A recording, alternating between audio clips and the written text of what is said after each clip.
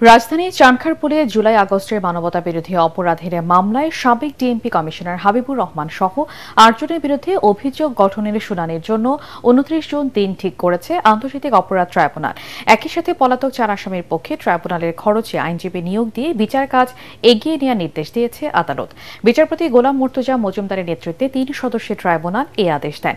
এটিই জুলাই আগস্টের প্রথম কোনো মামলায় অভিযোগ গঠনের শুনানি শুরু হবে। এর আগে গত ৩রা জুন হাবিবুর রহমান সহ পলাতক ৪ আসামিকে আত্মপক্ষ সমর্থনে আদালতে হাজিরের নির্দেশ দিয়ে বিজ্ঞপ্তি প্রকাশ করে ট্রাইব্যুনাল। সেই বিজ্ঞপ্তিতে ইতিবাচক সাড়া না দেওয়ায় রাষ্ট্রপক্ষের আবেদনের শুনানি নিয়ে স্টেট ডিফেন্স নিয়োগ দেয় ট্রাইব্যুনাল। আদালত তাদের বিরুদ্ধে কগনিজেন্স নেওয়া হয়েছিল, গ্রেপ্তারি পরোয়ানা জারি হয় নাই মর্মে রিপোর্ট আসার পর পত্রিকা বিজ্ঞপ্তি দেওয়া হয়েছিল।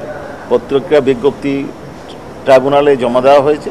আগামী ২৯শে জুন এই মামলায় অভিযোগ গঠন শুনানির জন্য দিন ধার্য করা হয়েছে এবং আজকে স্টেট ডিফেন্স ট্রাইব্যুনাল নিয়োগ করবেন।